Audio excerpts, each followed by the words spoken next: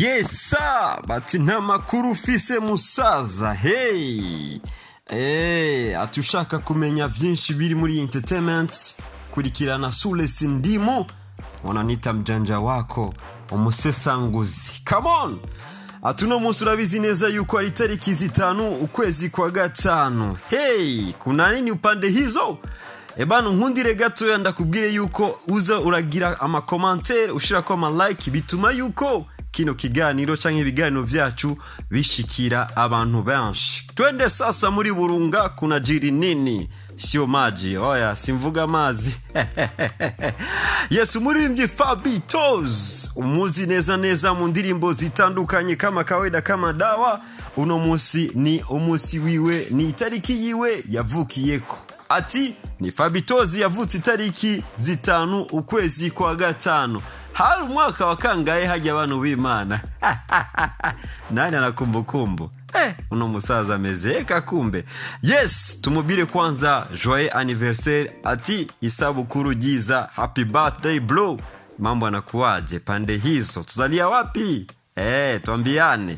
Bana, cyatumye jewe ngaruka kugira ndakubwire anniversaire canke isabukuru ya Fabby Tozzy. Ushaka kumbaza qu'est-ce qu'il y a encore dans la boîte? Yes sir, ni Fabby Tozzy. Abantu benshi rero bariko aribaza Fabby Tozzy c'est quoi l'idée? Fabby Tozzy ni bitu gani? Usanzwe ubizi yuko abarimvyi canke abantu benshi iyo hageze itariki yabo y'amavuko hariyo udukaption bakunda kudushira ku mugaragaro, bandika bati asante Mungu, thank you God, asante mama kuniongeza tariki, kuniongeza mwaka.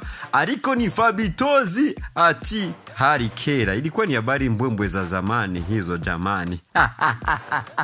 Yes, ni Fabby Tozzy rero mukwifuriza canke mukwishima kubona ageze kundi mwaka yashizeho caption. Mr. Ndimu nikaona hii ni lazima niruke nayo, hii ni lazima nipite nayo kugira ndakubwire ndagusesangurire neza qu'est-ce qu'il y a encore dans la boîte kwa Fabby Tozzy. Hey, abicishije ku rubuga rw'iyo rwa page ya Facebook Fabby Tozzy, umuririmbyi mu ntara ya Rumonge, alitia caption avuga ati usikie caption ya ujamaa ya uchokozi. Hey, ni anniversaire ya yavuga ati uretse yuko uyu munsi ari sabukuru yanje. Natia kwanza point, uravyumva yuko yemeza yuko itariki 5 ukwezi kwa gatanu ari isabukuru yiwe y'amavuko. Naendelea sasa. Ati nagize n'amahigwe yo kuja gutembera mu mwaka w'ibihumbi 2040. Ivyo nsanzeyo nagahomera buntu. Nasanze Monkenzi ageze kubana 10. Hey, nasanze Chimamanda Moses ari profete. Ati nasanze Udukwavu ari bwinshi kuruta abantu. Nasanze taxi n'abantu biguruka, nababajwe nuko nasanze Edson na Odeta nta kibondo bararonka. Imana ibafashe mushike muri 2040, ubundi harageze ndabatemwo ndugaye twamugina. Hey, haya sasa twende sasa. Urumvise caption ya Fabby Tozzy kwitariki y'amavuko. Icambere na mbere nuko Fabby Tozzy agaragaza neza yuko yavutse itariki 5 ukwezi kwa gatanu. Ni kwa kwezi kumusi mukuru w'abakozi n'akazi. Ati nagize amahigwe kuja muri future. Bizikuchanganya sana. Ati nagize amahigwe yo kuja muri future. Ariko muri future rero nasanze Mona Warda canke Monkenzi afise abana 10. Ekipe ya Barcelona. Ati nasanze Chimamanda Moses ari profete, numuvuga butumwa. Uwo ni Fabby Tozzy. Ati nasanze rero muri future ati nasanze yo Udukwavu ari twishi gusumba abantu. Jamani, hii future ya jamani noma. Ati nasanze Edson na Odeta batamwana bararonka, atakibondo bararonka. Sasa walikuwa ni ngumba. Jamani, shida sana. Iyo ni future yagiyemwo Fabby Tozzy.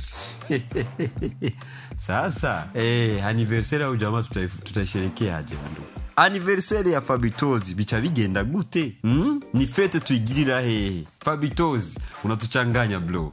Ariko kurundi ruhande ndakwibutse yuko Fabby Tozzy harashize hafi umwaka urenga atarashira ku mugaragaro. Indirimbo yiwe aheruka gushira ku mugaragaro yari indirimbo Mubambe. Yeshize ku mugaragaro hari itariki 25 ukwezi kwa11. Paka hivi jamaa hajaonekana tena. Ariko ugiye kuraba muri ubu butumwa yanditse Fabby Tozzy munsi arahano yanditse ati ubundi harageze ndabatemu. Bigaragana neza yuko ari preparation encore yuko ashobora gushira ku mugaragaro another song, iyindi ndirimbo nshash. Muri commentaire wewe ubishaka utwandikire, nimba wandika happy birthday cyangwa utwandikire uti we bibaza ni kubera iki Fabby Tozzy itariki yiwe y'amavuko yashimye kwandika buno butumwa, apart yuko benshi dusanzwe twandika ati merci sana